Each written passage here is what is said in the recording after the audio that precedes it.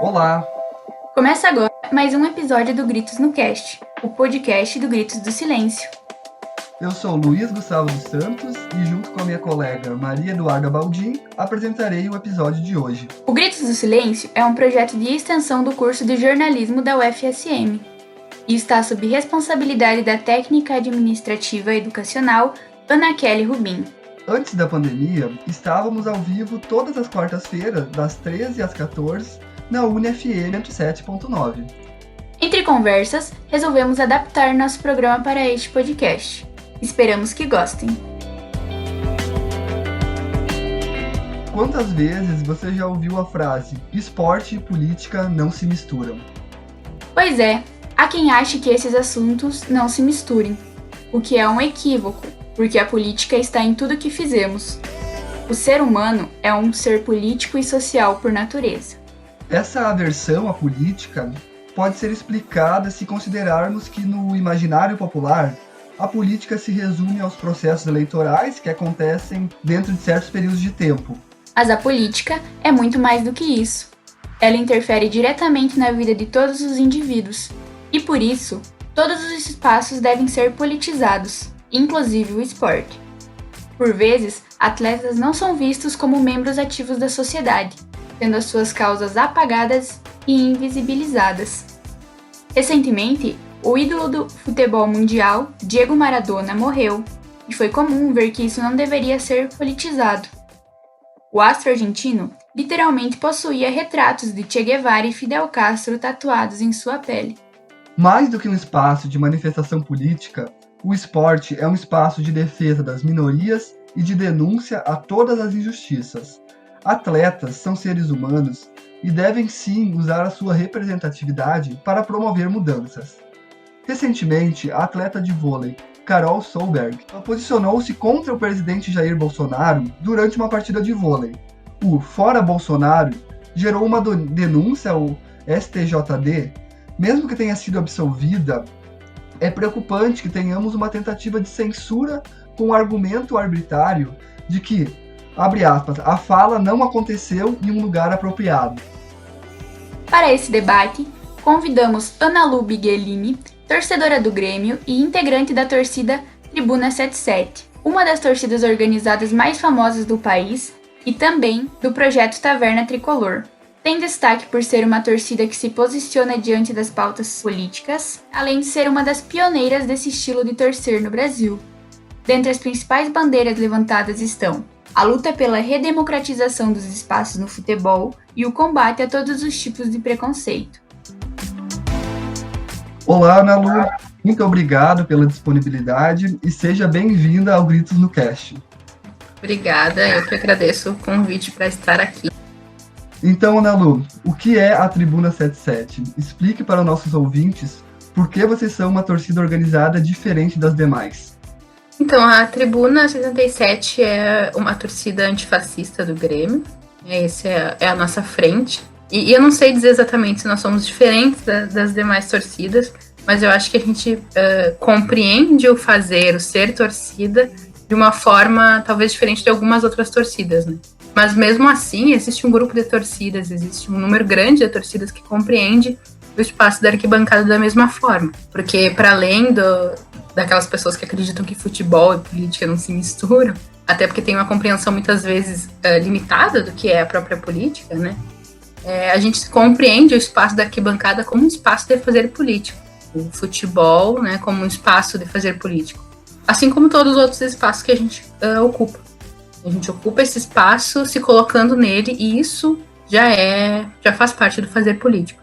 Então, a arquibancada também é espaço de luta, é espaço da exposição das nossas ideias e é espaço do antifascismo, né, que é da tentativa de romper com as ideias que embasam uma sociedade fascista. Dentro desse fazer político a qual você se refere, a gente gostaria de saber como é que nasceu a Tribuna 77 e como funciona a organização de vocês. Se critérios para participar da torcida, como é que funciona? A tribuna, ela não nasce num dia com uma data marcada, né? Mas ela vai surgindo a partir do exercício da arquibancada mesmo, a partir de um grupo de amigos que vai se multiplicando e agregando outras pessoas, e por isso não tem uma data certa, mas ela foi se construindo, né, enquanto tribuna, a partir de um grupo mais restrito de amigos que compreendia, assim, a arquibancada, mas que foi agregando pessoas com as mesmas ideias e com ideias diferentes, mas a fim de debater e a fim de construir. E para participar é chegar, né? Tem muitas pessoas que participam da tribuna e constroem junto o movimento e que muitas vezes nem conseguem ir até o estádio, né? Não estão lá sempre, moram longe, mas estão construindo mesmo à distância, né, esse espaço. E outras que vão chegando ali no movimento da arquibancada mesmo, chegam no estádio. Eu sou um exemplo, né? Eu conheci a tribuna porque eu estava no estádio, vi uma faixa e fui atrás até que cheguei lá, através do coletivo Elis Vive, que é o coletivo de mulheres da Tribuna 77. Nós temos um grupo de mulheres da Tribuna organizadas. Dentro da época, do período que a Tribuna surgiu, nesse grupo de amigos, você tem conhecimento se teve algum problema relacionado à censura ou algum embate político mesmo nesse momento? Frequentemente a gente encontra pessoas com essa ideia que comentei anteriormente, né, de que futebol e política não se discutem, principalmente porque compreendem a política ou aquilo que a gente faz a partir de um viés bastante estigmatizado já da política, ou do que é esquerda, né, ou desses fantasmas que vão surgindo assim no discurso político. Então, já ocorreram alguns embates, algumas tentativas também de silenciamento, ocorrem frequentemente, né? Qualquer pessoa que compreende seu campo político como um campo que se posicionando à esquerda ou se posicionando frente àquilo que a gente compreende como antifascismo, acaba enfrentando algumas dessas pessoas, alguns desses grupos que têm por interesse o silenciamento, né? O nosso silenciamento de quem compreende qualquer espaço como um espaço de luta contra opressões. Então, já aconteceram algumas coisas, assim, mas eu acho que nada que realmente conseguisse, né, afastar a gente da arquibancada ou afastar a tribuna daquilo que ela pretende ser. Nos conte um pouco mais sobre as ações do Tribuna dentro dos estádios e também fora dele. A gente se organiza principalmente na forma da imagem, que eu digo, né? A forma estética, que é se colocando no estádio e através de faixas, através da nossa presença mesmo, mostrar que aquele é um espaço possível. Além disso, existem outros espaços políticos em que a gente acredita que deva estar posicionado, também na rua, em manifestações, em algumas ações que acontecem, principalmente nos últimos anos, né? No último ano. Então a tribuna ocupa fisicamente esses espaços, se coloca ali enquanto uma torcida antifascista e também promove algumas ações durante o ano dentro do próprio estádio, além do entorno da arena. Nós temos uma sede ali no entorno da arena, que quem conhece sabe que é um bairro afastado do centro, um bairro periférico, e por isso carrega as características de boa parte dos bairros periféricos, né? E a gente tem uma ação bastante próxima daquela comunidade que está junto com a gente. Então, agora, durante a pandemia, foram algumas ações voltadas realmente a chegar próximo da comunidade e dar o mínimo de assistência que fosse possível, com alimento, né, promovendo um encontro também das pessoas com aquilo que elas necessitam. Durante o ano, a gente faz algumas ações também para trazer essas pessoas para perto de nós e também para tentar a gente se aproximar, né, e compreender um pouco do que acontece ali naquele entorno. E então existem algumas ações assim, de Natal, ações com as crianças, principalmente porque as crianças, o futebol agrega muita gente, agrega muita criança, né? Então as crianças são muito próximas da gente e então a gente acaba voltando nossas ações para elas, mas ações assim, para elas e com elas, né? A gente tenta construir alguma coisa coletivamente ali.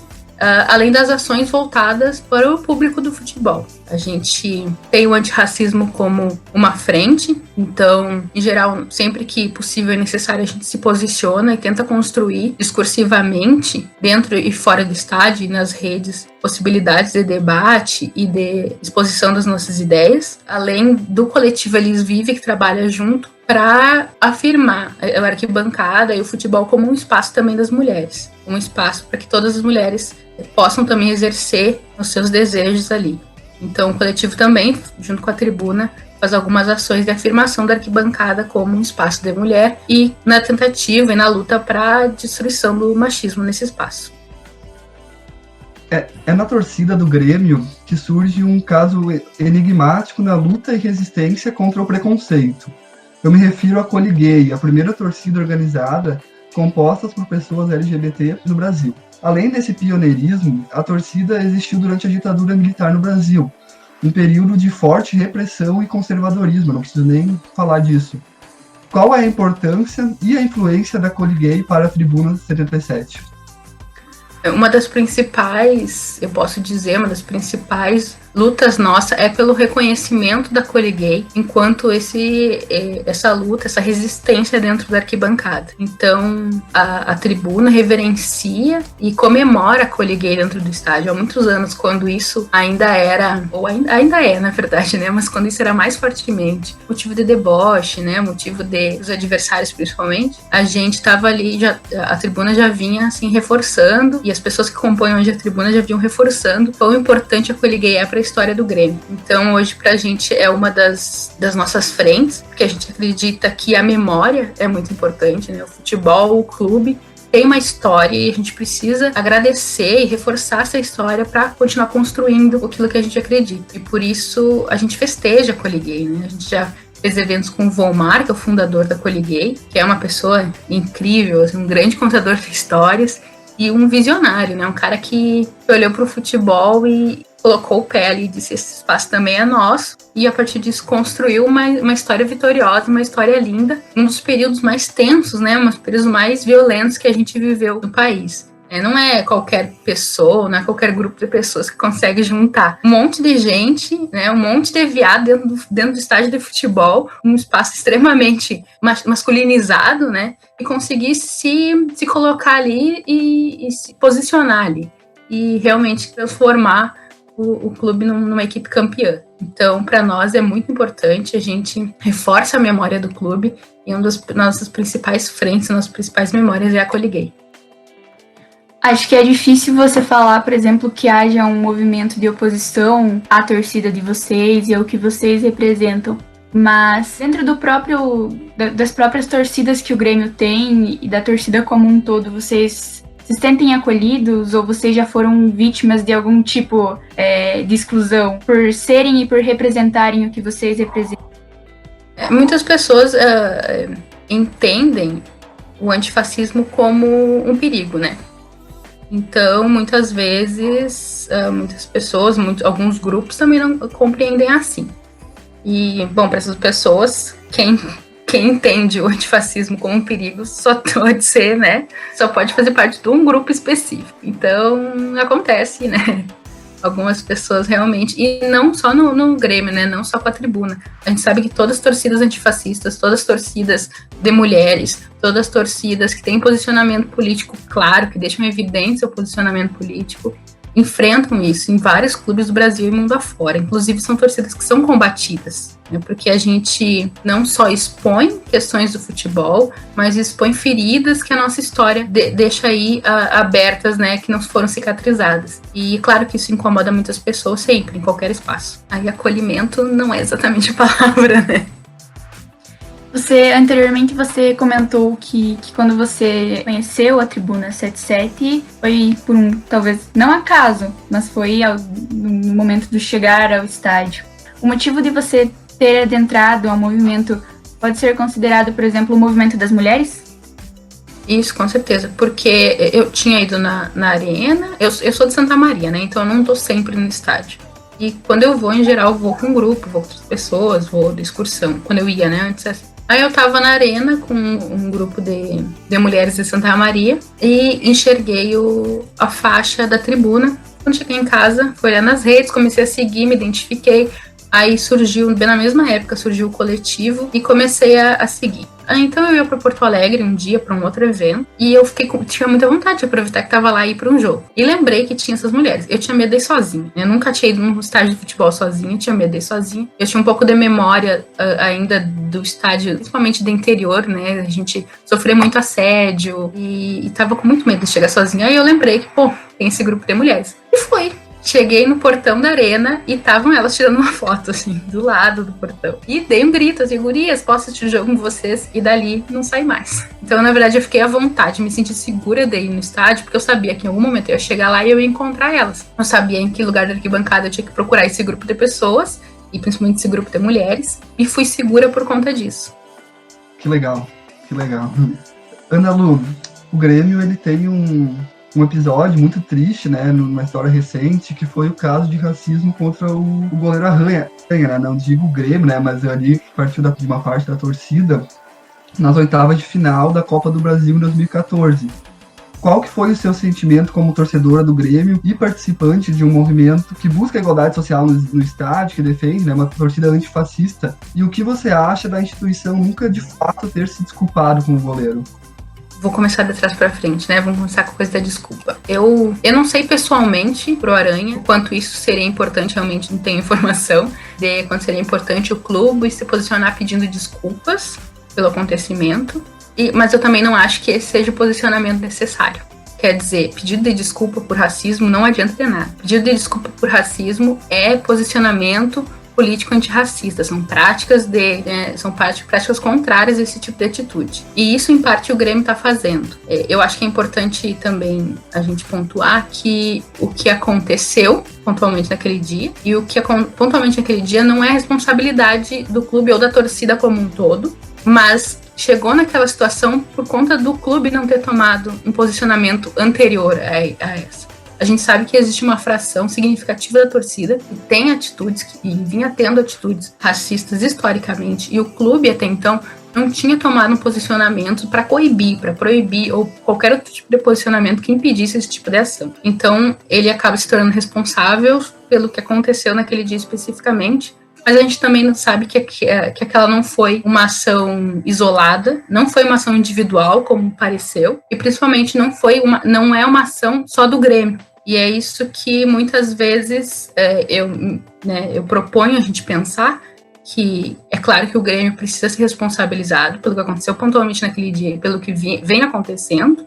O Grêmio precisa e está tomando algumas atitudes, suficientes ou não a gente vai ver com o passar do tempo, mas a gente precisa combater o racismo no futebol. A gente precisa combater o racismo nos espaços onde ele se coloca. A gente precisa combater o racismo sistêmico, né? E isso só acontece se a gente não grenalizar a coisa, se a gente não tratar como uma outra partida de futebol em que um ganha e outro perde, em que um é o vencedor e o outro. Nessa partida todo mundo perde. Então, se a gente não compreender a estrutura racista que faz parte do futebol e combater ela, a gente vai seguir achando que é um problema do Grêmio, que o Grêmio tem que resolver e que nenhum outro clube de futebol no Brasil é racista, que nenhum outro clube de futebol no Rio Grande do Sul é racista ou tem práticas racistas. A gente sabe, apesar de que um grande número de jogadores são negros, não é por isso que a gente tem um combate ao racismo, a gente tem um espaço que não é racista no futebol, ao contrário.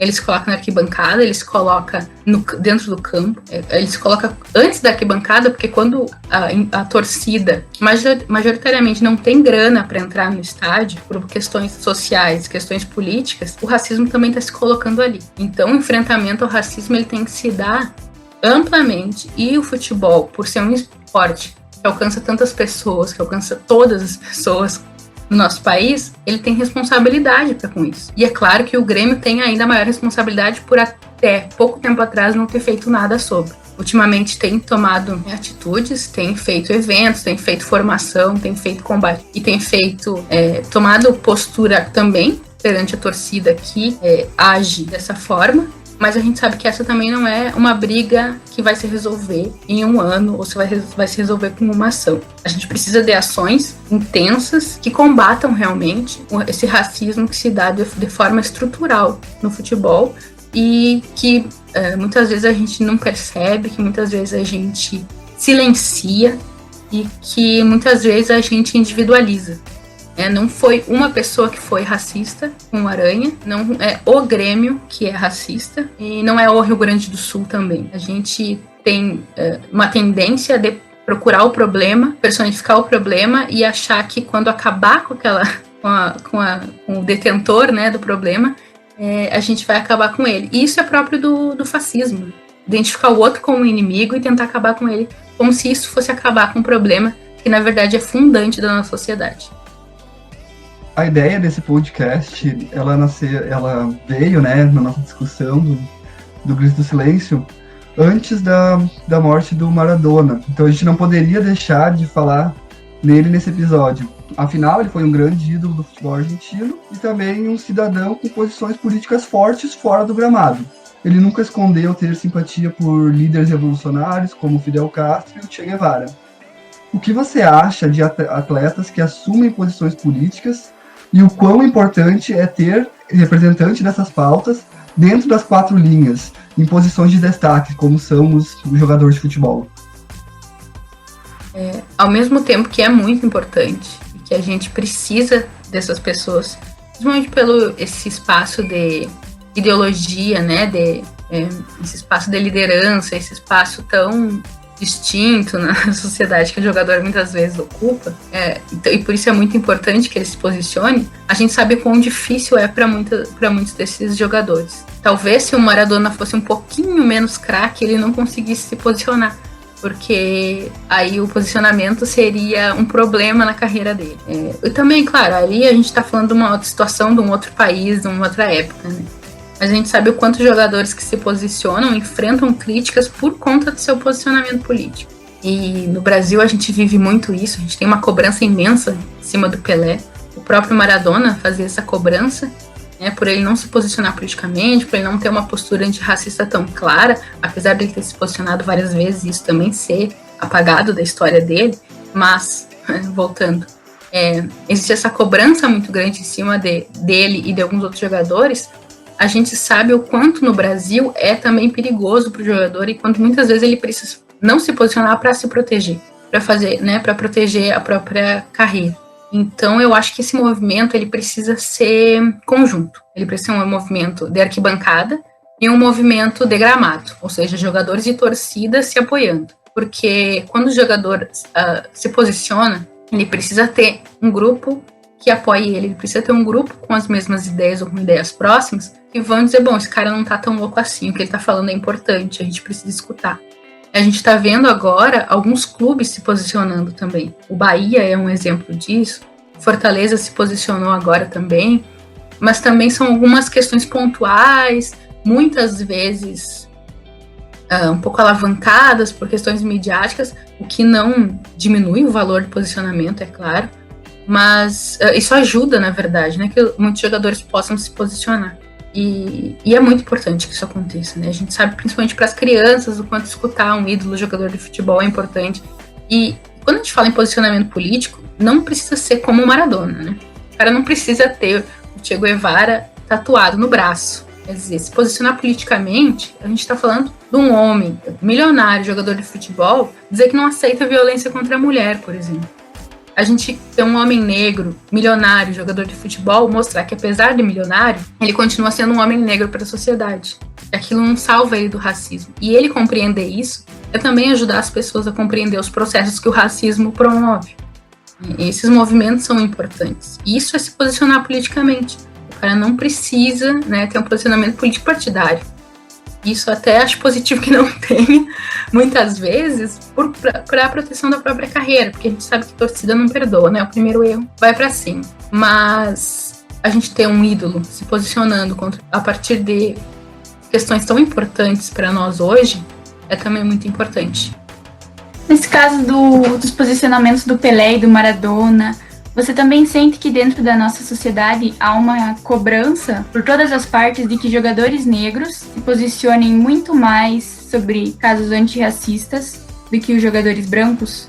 O Pelé é um exemplo, mas atualmente a gente também tem o Neymar, que é muito criticado por não ter esse posicionamento tão claro, mas da forma como você falou, ele recentemente sofreu um ataque racista em um jogo do campeonato francês e acabou, não teve nenhuma punição pro agressor dele. Isso também é uma forma de resistência. Eu queria saber se você acha que há essa cobrança excessiva da parte que é a oprimida. Na verdade, essa cobrança existe em qualquer espaço, né? principalmente no futebol ou principalmente com pessoas que estão na mídia, estão em evidência. Quer dizer, a gente pode compreender assim por cima entre dois grupos. O grupo que é o grupo racista e o grupo que sofre racismo, assim, superficialmente, né? Aí, alguém do grupo que sofre racismo sofre essa violência e existe uma cobrança violenta até para que pessoas desse grupo se posicionem, para que pessoas do grupo que sofrem a violência se posicionem. Enquanto as pessoas do grupo que são sistematicamente violentas ou silenciam, ou batem palma, ou não fazem nada, e elas não são cobradas. Quer dizer, o grupo de pessoas que sofre violência vai sofrer essa violência duplamente, né? Porque continua sofrendo racismo. O cara ser um jogador de futebol milionário não vai fazer ele deixar de sofrer racismo. E ainda vem um grupo gigante de pessoas cobrar que ele se posicione, ou defenda, ou se coloque. E aí, dependendo de como ele se coloca, também existe uma cobrança maior ainda. O que acaba gerando um ciclo de que a responsabilidade pelo fim do racismo é das pessoas negras, quando não é. Não é só. A responsabilidade pelo fim do racismo é de todo mundo, compreendendo o seu papel nessa luta. Pessoas brancas precisam questionar a branquitude, pessoas negras precisam construir e questionar a negritude. Quer dizer, que lugar é esse que nós ocupamos? Que lugar é esse que cada um ocupa quando acontece um ato isoladamente de racismo? Ou que lugar que a gente ocupa numa sociedade racista? É claro que a gente deseja que as pessoas se posicionassem, compreendessem o outro como um igual e a partir disso se posicionassem e dessem voz àquelas pessoas que não estão na mídia, aquelas pessoas que não são vistas. Seria incrível que essas pessoas que ocupam esses lugares de evidência colocassem sempre a voz delas nisso. Mas eu volto à questão da sofrer perseguição, colocar a carreira em risco. E outra coisa, dependendo de como a pessoa se coloca, existe também uma cobrança de que ela seja uma formadora de opinião e por isso tem uma opinião já esperada, né? A opinião que o maior grupo, que os fãs ou que um grupo grande de pessoas já espere dela. Quando esses indivíduos, por mais que tenham grana, por mais que tenham visibilidade, elas não necessariamente passaram por uma trajetória de construção dessas ideias ou de desconstrução dessas ideias. E no final das contas, ninguém é obrigado a se posicionar, né? Mas a gente precisa compreender também as pessoas a partir das trajetórias delas, né? Os caras estão em evidência, os caras estão na mídia o tempo todo, mas não necessariamente elas estão prontas para se posicionar e se colocar. E a partir do momento que elas decidirem se posicionar e se colocar, elas vão ter que também pagar por isso. Quem não se posiciona, paga. Quem se posiciona, paga. E aí, individualmente, tem que colocar na balança e ver o que está valendo a pena. Porque é muito comum que as pessoas enxerguem pessoas negras como um grupo social e político, mas as pessoas não enxergam as pessoas brancas como um grupo social e político. As pessoas brancas não fazem parte de um grupo racializado. Então acaba que não existe essa ideia, essa cobrança de que as pessoas se posicionem como um grupo. Porque se uma pessoa negra precisa se posicionar quando outra pessoa negra sofre racismo, então uma pessoa branca também vai ter que ser responsabilizada quando o outro é racista. E é isso que a gente precisa ponderar. Mas é claro, a gente tensiona para que ocorram esses posicionamentos, porque também é importante que aconteçam. É importante que a gente dê voz àqueles que estão levando lapada todo dia, mas que não conseguem falar e não conseguem fazer seu grito chegar na grande mídia ou chegar àquelas pessoas responsáveis pela própria estrutura. Então, ainda falando sobre atletas, né? A gente falou antes sobre o Maradona. Qual a sua opinião sobre a tentativa de censura da jogadora de vôlei Carol Solberg, depois dela ter se manifestado contra o governo Bolsonaro durante uma partida? O quão isso é prejudicial, ainda mais que era uma mulher se posicionando, enquanto, por exemplo, outros atletas, como por exemplo o Felipe Melo, quando se posiciona a favor, enquanto homem, nunca sofreu nenhum tipo de censura, nunca foi falado nada e é tratado como liberdade de expressão, por exemplo. A gente está vivendo muitos anos, talvez o inimigo mais antigo do Brasil seja o comunismo, né? Ele assola o Brasil e tenta destruir o Brasil há tantos anos que eu não sei como ainda não conseguiu. E a gente está vivendo uma das épocas históricas em que o comunismo é o mais perigoso, tá? Não sei. Em algum lugar ele tá rolando aí, tá querendo chegar no poder pela eleição. Ninguém ainda entendeu como que é, só no Brasil aparentemente acontece isso, mas... E essa coisa, né, da identificação do inimigo que eu estava falando antes. A gente tem esse grande inimigo e tudo que não está do meu lado, tudo que não é anticomunista é comunista e, portanto, é o inimigo. Tudo que não é bolsonarista é comunista e, portanto, é perigoso, precisa ser silenciado, precisa ser massacrado. Né? E essas perseguições são consequência disso. Né?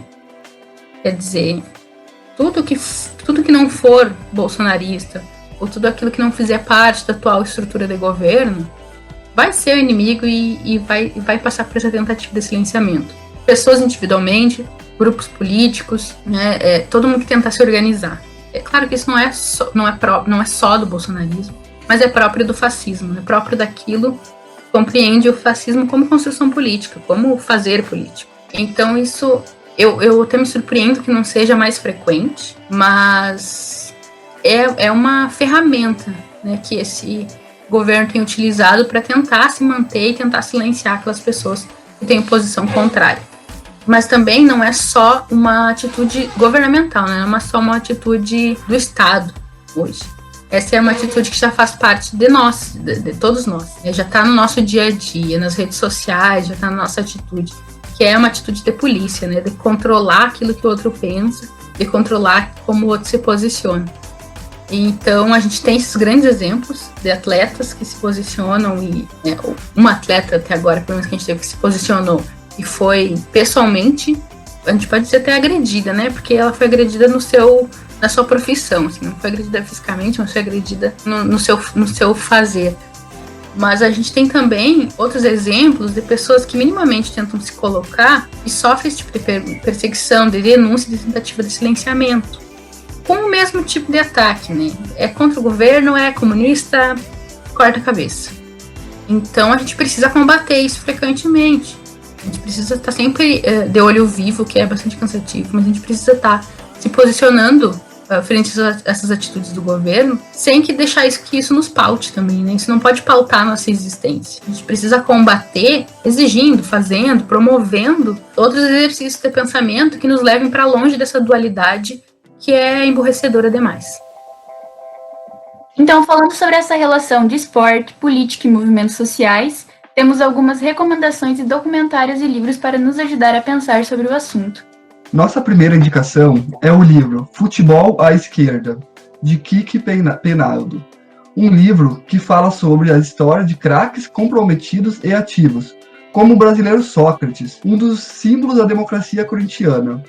Jogadores que saíram da Espanha durante a Guerra Civil, que se opuseram a ditaduras na América Latina, que batalharam por reconhecimento e melhores condições de jogo, que enfrentaram o autoritarismo de técnicos e governos e que participaram de movimentos sociais. Outra indicação é o filme A Guerra dos Sexos, que retrata a histórica partida de tênis entre Billie Jean King e Bobby Riggs. A trama tem como pano de fundo a luta das mulheres pelo reconhecimento em um esporte predominantemente masculino. E você, teria alguma indicação de filme, livro, documentário ou até mesmo um perfil para os ouvintes seguirem, Ana Lu? Tem algumas indicações. Na verdade, eu vou fazer poucas.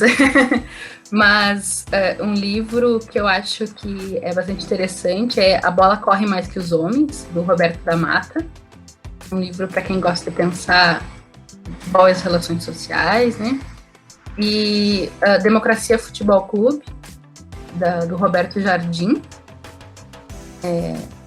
que ele, eu acho bastante, na verdade, é um início para quem quer pensar, né, de futebol e política, um histórico, né, de lutas sociais.